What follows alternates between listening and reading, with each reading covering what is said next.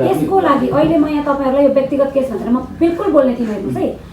बोल्ने थिइनँ तर अब के होस् भन्दाखेरि यस्ता यस्ता नजिरहरूले गर्दाखेरि उक्साडमा पारेर फसाउने तत्त्वहरूलाई पनि चेताउने होस् अनि फस्नेहरू जुन अब आज त समीक्षा फसिन् नि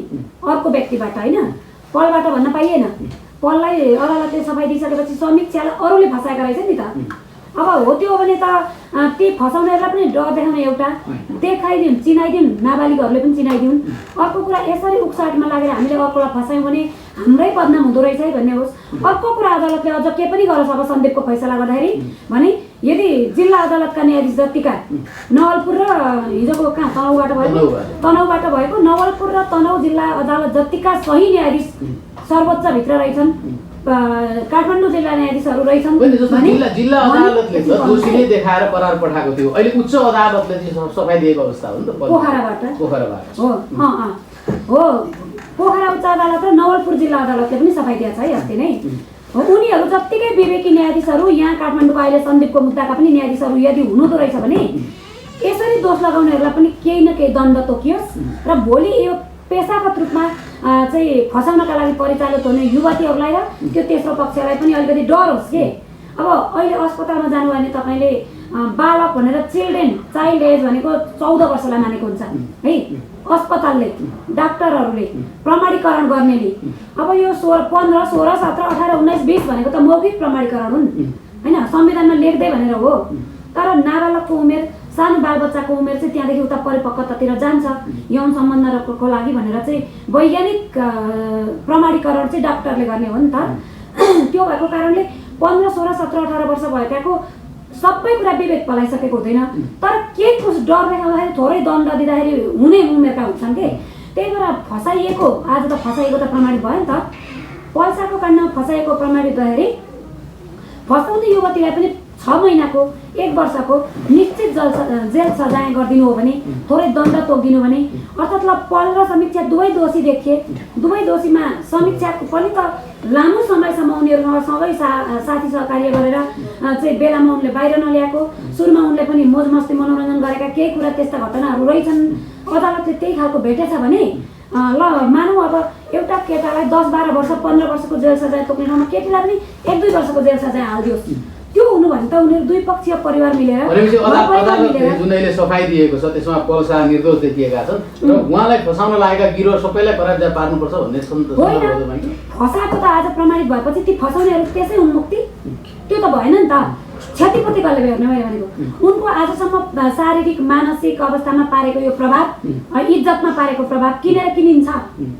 किनेर हुन त अब अदालतले त इज्जत त दिइसक्यो फर्काइदिइसक्यो होइन तर आजसम्म दिएको तनाव पीडा जे जति छ खर्च वकिललाई लागेको खर्च त्यो दोस्रो पक्षले तिर्नु नपर्ने अनि दोस्रो पक्षले नभएको आरोप लगाए भएको दण्ड भोग्नु नपर्ने भन्ने त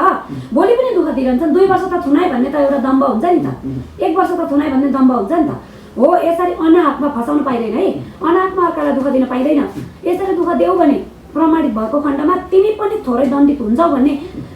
नजिर चाहिँ न्यायाधीशहरूले स्थापना गर्यो भने डराउँछन् सानातिना केसहरू ठुलो भाडबैठो नगरिकन भित्रै मिल्छन् दुई पक्षीय सरसल्लाहमा मिलाउँछन् मिलायो भने राम्रो होइन र दुई पक्षले मिलायो भने आइएनजी वाला पैसा पाइरहनु पर्छ र पहिला पञ्चायतीय व्यवस्था जस्तो सँगै राखेर सफल गराउनुपर्छ गाउँले पञ्च भलादमी मिलेर जसरी मिलाउँथे नि त्यसरी मिलाइदियो भने यहाँ वकिल पस्नु पर्दैन अदालत पस्नु पर्दैन दुनियाँ धाउनु पर्दैन मानसिक तनाव कति अन्तिममा गएर न्यायाधीशको मुखमा फैसला हुन्छ जे लेख्दियो त्यो हुन्छ होइन अब बाहिर टोल छिमेकले जति सही बुझ्छ नि न्यायाधीशले त्यति सही बुझ्दैन हेर्नुहोस् सबभन्दा ठुलो जजमेन्ट भनेको टोलको हुन्छ हो टोललाई पहिले जजमेन्ट गर्न दिउँ न भन्दा होइन बलात्कारको केस टोलले बोल्नै नपाउने स्थानीय प्रहरीले बोल्नै नपाउने स्थानीय पालिकाहरूले बोल्नै नपाउने भनिदिन्छ नि यहाँ भनेको के हो भन्दा हामीले फसाउन पाउँदैनौँ सही निर्णय आउँछ टोलबाट त्यही भएर हाम्रो हातमा आउनुपर्छ भनेर आइएनजिओहरू बढी तम्सिन्छन् के यहाँ अनि वकिलहरू बढी तम्सिन्छन् भनेपछि फसाउने गिरोहरुलाई समातेर जेल पस्न थाल्यो भने अनि मात्रै यसको समाधानको विषय रहन्छ भन्ने तपाईको कुनै पनि घटना घट्यो भने त्यो टोललाई त्यो स्थानीय टोललाई होस्टेलमा घट्यो होटलमा घट्यो भने पनि त्यसको टोल हुन्छ नि हैन अनि त्यसका बाबुआमा दुई पक्षका आफन्तहरू मिलेर मिलाउन चाहन्छन् भने अदालतमा किन जाने किन यो लफडा गर्ने इज्जत रह्यो त आज अदालतको हिसाबमा पनि नि जस्तो एकातिरको जिल्ला अदालतले चाहिँ कारबाही गरेको छ जेलै घोषणा गर्यो अर्कोतर्फ चाहिँ क्षतिपूर्तिको कुरा त्यहाँ निकाल्यो फेरि सेम अर्को जिल्ला अदालतले चाहिँ यो केही पनि होइन भन्छ भनेपछि जिल्ला अदालतभित्र भएका के न्यायाधीशहरूको के अलिक कमी कमजोरी अथवा अशिक्षित हुन् अथवा किन चाहिँ उनीहरूले त्यसरी प्रहार गरे होला किनभने एउटै मुद्दा एउटै केस हो नि त यो होइन बिल्कुल एउटा त्यो न्यायाधीश पहिले एउटालाई जेल हालिसकेको देख्ने अर्को न्यायाधीशले पनि देखेको हुन्थ्यो होला पल्साको मानेमा र यो सन्दीप लामिछानेको केसमा अधिकांश पब्लिकहरूले पनि सत्य तथा आउट गरिरहेको कारणले न्यायाधीशहरूलाई सपोर्ट पनि मिल्नु पर्थ्यो होइन एउटा पहिले भइसकेको फैसलाको आधारमा दोस्रो फैसला गर्नु नै पर्छ भन्ने त यो केसमा त देखिएन दोस्रोले जनताको लड र पल्सारलाई न्याय मिल्यो होइन उनीहरू धेरै प्रतिशत फसाइएका हुन् केही गल्ती थियो भने पनि धेरै प्रतिशत फसाइएका हुन् कहिले कहिले साथीभाइ चिया खाजा खाँदाखेरि छेउछाउमा भएका फोटा आदि इत्यादि फोटोको मात्रै भरमा कसैलाई फसाउने त्यो तरिकाको चाहिँ षड्यन्त्र अगाडि बढेर गइराख्यो भने त यहाँ भोलि दुनियाँ सिद्धिन्छ नि त कति कुराले त्यो पीडित व्यक्ति अदालतमा जाँदाखेरि पहिले मुद्दा हाल्ने पीडित मानिएको भनिएको व्यक्ति कति कति तनावमा छ उसको कति क्षति भएको छ त्यो आधारमा पनि हुन्छ नि त मिलेर हिँड्ने अनि एउटालाई मात्रै फसाइदिने भनेको यहाँ चाहिँ ठुलो गाडीले हान्दाखेरि ठुलै गाडी मात्रै पर्ने सानोले गएर हाने पनि ठुलै मात्रै पर्ने भने जस्तो चाहिँ अब केटा र केटीको केसमा चाहिँ कुनै बेलामा पनि केटापट्टिको सुनवाई नै भएन भने के भएर जान्छ त नि अनि फसाउने युवतीहरू बढेका बढे गर्छन् अनि पैसामा बार्गेनिङ गर्ने फसाइदिने केस बार्गेनिङ गर्ने कमाउने खाने त्यो तरिकाले चल्न दिनु भएन नि त हामीले हो यसका लागि नयाँ नजिर समस्याले समाधान ल्याउँछ समस्या जति अबका दिनहरूमा चाहिँ नि जस्तो पल्सारको पहिलाकै स्टार्डम कतिको हुन्छ एउटा त्यो तर्क पनि रह्यो होइन अर्को तर्क भनेको अब फेरि आएर किनभने एउटा अन्तर्राष्ट्रिय जगतमा पनि कलाकारिताको माध्यमबाट नेपाल भनेर चिनाउने व्यक्तिहरू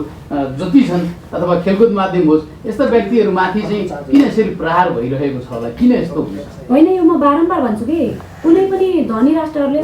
गरिब राष्ट्रहरूलाई दबाउनको लागि आफ्नो अन्डरमा हालिसकेपछि त्यहाँबाट कुनै क्षेत्रमा पनि राम्रो व्यक्ति उत्पादन हुन नदिनु उनीहरूको पहिलो टार्गेट हुन्छ कुनै क्षेत्रमा पनि चाहे कलाकारितामा होस् चाहे खेलकुदमै होस् होइन गीत सङ्गीतमा होस् जेसुकैमा होस् कि खोलातिर लगेर गाडीमा कुनै कार्यक्रम आयोजना गर्ने गाडीतिर खोलामा लगेर हालिदिने कि लागु औषध भिडाइदिने कि बलात्कारमा भिडाइदिने जे गर्ने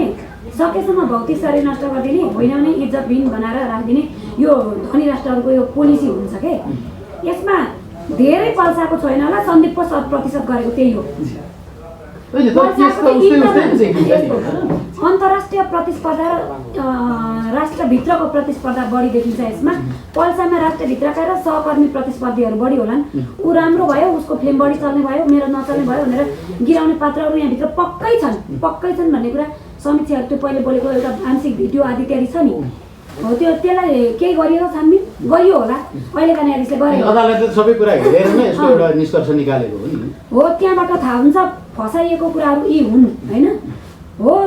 यसमा चाहिँ सन्दीपको चाहिँ राष्ट्रिय खेलभित्र मात्रै नभएर अन्तर्राष्ट्रिय पनि छ पल्साको पनि केही होला है जस्तै हिन्दी फिल्महरू नेपाली फिल्महरू राम्रा भएर गयो भने उनीहरूको केही न केही अब अहिले के गरेर रहेछ भने यहाँ एउटा पर्यटन होइन चलचित्र बोर्डबाट एउटा मलाई के गुनासो आएको छ भन्नुहुन्छ भने नेपाली फिल्महरूलाई पुरा अवधिसम्म सिनेमा हलहरूमा चल्नै नदिने सबै हिन्दी चलचित्रलाई मात्रै सिनेमा हल जति हस्तक्षेप गर्ने अनि पुरा चाहिँ त्यो कति सो भनेर देखाउनु पर्ने रहेछ अनिवार्य त्यो गर्नै नदिने भनेर चलचित्र बोर्डभित्रको व्यक्तिले चाहिँ हामीले हाम्रा फिल्म चाहिँ किन पुरा देखाउन नपाउने किन हामीले माग भयो बमोजिममा कानुन बमोजिममा हाम्रा हलभित्र देखाउन नपाउने हाम्रा फिल्म चाहिँ 8-10 दिन देखाएपछि हिन्दी फिल्मले हस्तक्षेप गरेर हाम्रा फिल्म आउट गरिदिइहाल्ने यो कुराको आवाज अगाडि बढाउनु पर्यो भनेर भन्नुभएको छ म नाम भन्दै भन्दिनँ केही गरे पनि है भनेपछि यस्ता होइन त्यो त उहाँले नेपालको सुधारका लागि भन्नुभएको यहाँ म उहाँलाई पनि त केही अप्ठ्यारो पर्ला नि तर हामी खोजी गर्छौँ नि के रहेछ नियमबद्ध तरिकाले नेपालको फिल्म जस्तो सुकै अवस्था पनि एउटा हलभित्र कति समय छुट्याएको हुन्छ अरे के यति महिना यति के भनेर अनि त्यति समय चाहिँ अनिवार्य 2 महिना चल्नै पर्ने नेपाली सो छ भने एउटा फिल्म नचले अर्को हालेर पनि सो चलाउनु पर्छ अरे तर यहाँ चाहिँ एउटा चल्दै हिन्दी चलचित्र हालेर हस्तक्षेप गरिन्छ अरे के अनि नेपाली चलचित्र विभिन्न विषयवस्तुहरू उठिरहन्छन् समाजमा घटनाहरू आइरहेका छन् विभिन्न बहाना बनिरहेका छन् होइन त्यसमा चाहिँ सम्बन्धित निकायहरूले चाहिँ त्यति ध्यान नदिएर तारबराल मात्रै पछि किन लाग्छ पनि भन्छन् क्या कतिपयले त्यो विषयलाई बुझेका विवेकी हुनु पर्यो हेर्नुहोस् तपाईँहरू सबैले बुझ्नुहोस् 1 वर्षभित्रमा नेपालमा यिनीहरूले के कस्तो ठाउँमा देशलाई पुर्याएको रहेछ भन्ने एउटा भयङ्कर कुराहरू आउट हुँदैछ नभएर्नुहोस् है यिनीहरू हाम्रा देशका होइनन् मैले बारम्बार भनेको थिएँ तर अहिले आएर प्रमाणित भएको छ यिनीहरूले नेपाललाई नेपालको नाममै राखेको छैन झन्डा मात्रै परिवर्तन गरेको छैन आर्मीको पोसाक मात्रै परिवर्तन गरेको छैन भित्रभित्र सबै परिवर्तन भइसक्यो सबै उतैबाट चल्न बनाइसकेको छ जस्तो अबका दिनहरूमा फेरि पनि यो फिल्मी जगतमा जुन नायक पल्सा कमब्याक हुँदैछ सम्झौता तपाईँको समर्थन कतिको रहन्छ? अघिको वाक्यमा नि सम्झौता गरेर अहिले जनता आक्रोशित हुन्छन्, झन्डा यहीँको देखाइदिने, आर्मी यहीँको देखाइदिने, तर आर्मीलाई प्रहरीलाई कहाँ सरुवा कहाँ घटुवा कहाँ बढुवा गर्ने सबै उताबाट गर्नुपर्ने होइन, उनीहरूको नियन्त्रणबाटै चल्नुपर्ने, मात्रै जनता आक्रोशित हुन्छन् भनेर झन्डा र आर्मी चाहिँ नेपालकै भइरहेको देखाइदिइराख्ने मात्रै सम्झौता गरेछन् यिनीहरू। भित्रभित्र हामी अर्कै देशको बनिसक्यौँ त्यसो भए हाम्रा प्रहरी सरुवा बढुवा घटुवा गर्नका लागि यहाँ राजदूतावासमा मिटिङ बस्छन्, त्यो थाहा पाइयो नि। अनि अब मैले भने जस्तो पल्साको विषयमा अब फेरि कमब्याक भएर फेरि फिल्मी क्षेत्रमा एउटा राम्रो उदयमान तरिकाले अगाडि बढ्ने जुन जोस जाँगर लिएर आएको छु भन्नुभएको छ उहाँले, तपाईँको समर्थन कतिको रहन्छ? मेरो त समर्थन रहन्छ। पल्सा निस्किनु भयो भने धेरै फिल्महरूलाई विदेशी फिल्महरूलाई धक्का अब चाहिँ लाग्छ झन्। मलाई अहिलेसम्म त पल्साले खुसी हुनुपर्छ भन्छु अब म, किन भन्दा उहाँ निर्दोष देखिनु भयो।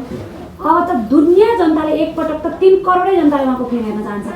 त्यहाँ चाहिँ अब हो हिरो पल्सा। तर जुन किसिमको ट्याग लाग्यो त्यो ट्यागले अलिकति असर त पार्छ होला नि? पार्दैन। अदालतभन्दा ठुलो त अब अरू हुन पाएन नि त। अदालतले सफाइ दिइसके पछाडि त अब दोषी त जनताले गर्न पाएन। त्यहाँमाथि जनताहरू पल्सालाई सन्दीप लामिछानेलाई निकाल्नैका लागि बढी आतुर थिए होइन। त्यो भएको कारणले पल्सालाई त अहिलेसम्मको भएको अब नराम्रो ठान्नु हुँदैन। दैवले जे जति भोगाए, नाम चलाएर भोगाए,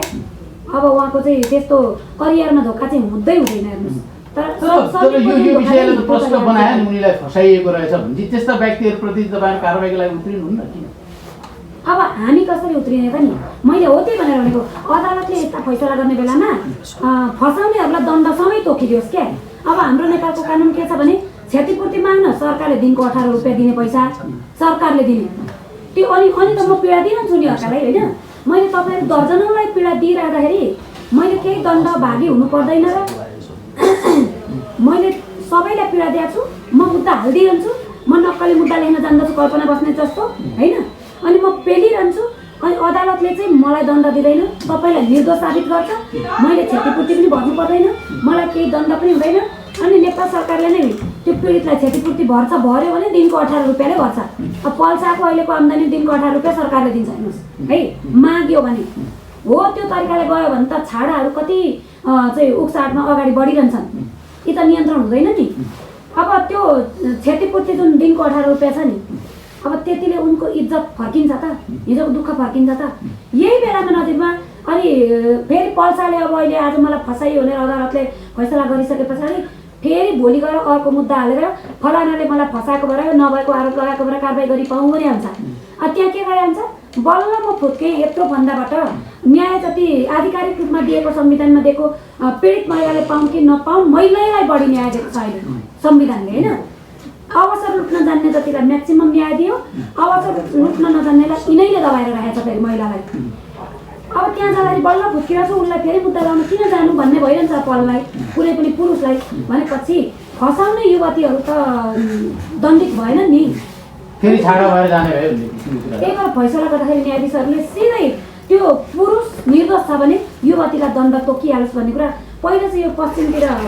कुन एकजना न्यायाधीशले गर्नुभएको छ है। नभएको आरोप लगाएको बलात्कारकै मुद्दामा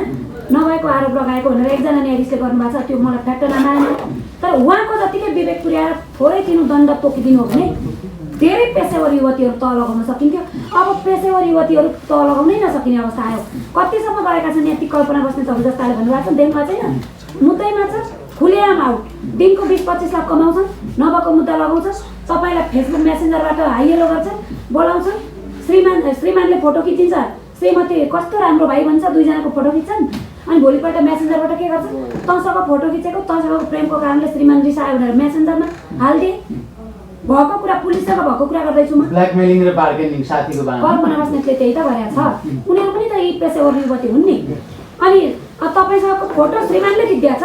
त्यही फोटो लगेर पुलिसलाई बुझाएर मेरो प्रेमी हो भनेर अदालतमा आफै हातले मुद्दा लेखेर मुद्दा लड्दा जान्ने भकाउँदैछन्, फसाउँदा लडेर होइन, गोप्य मुद्दा बनाएर। मुद्दा बनाउने पुरा आफू लेख्ने अनि तपाईँलाई गोप्य बनाउने, हेर त तेरो कारणले अब म जबरजस्ती कराउनेमा हालिदिन्छु कि पैसा दिन्छस्, प्लिज मलाई नलाइदिनु। पैसा जस्तो थुनिनु पऱ्यो नि त। अहिले नेपालको कानुन के छ भन्दा पुरुषलाई आरोप लाग्यो भने हत्कडी लगाएर थुनिहाल्यो, पुलिसले नै पाउँदैन के। पुरुषलाई आरोप लागेको केसमा पुलिसले म थुन्दिनँ, म पहिले इन्भेस्टिगेसनमा लान्छु भन्न पाउँदैन। जबरजस्ती करणीकोमा, लागु औषधकोमा थुन्नै पर्छ, त्यो पुलिसको कानुनी बाध्यता हो। अनि अदालतको न्यायाधीशले कहिले फैसला गरिदिन्छ, 5 वर्षमा गरिदिन्छ, 10 वर्षमा गरिदिन्छ, चोखो पारा गरे पनि थुनिनै पर्यो। अनि ऊ दोषी नै ठहर गरिदियो, त्यो कोठाभित्र बस्ने जहिले 12 महिना कोठाभित्र बस्ने न्यायाधीश दोषी ठहर गर्यो भने गएन जीवन। हेर्नुहोस् त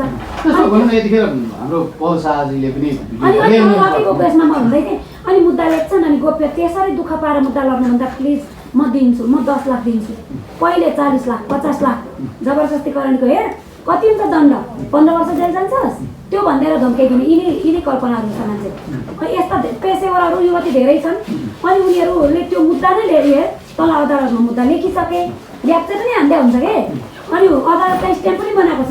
अनि तेरो मुद्दा दर्ता भइसक्यो, मेलमिलापमा जाउँ, मिल्छ भने म मुद्दा निकालिदिन्छु यति दिने त भन्दै न्यूनतम 10 लाखदेखि माथि 25 लाख एक दिनमा 2टा मुद्दा लेखेर कमाइरहेका छन् यिनीहरूले। भनेपछि यिनीहरू दोषी हुन् भनेर पटक पटक आइसकेपछि एउटा युवतीले 3 पटक भन्दा 2 पटक भन्दा बढी है, 1 पटक भन्दा बढी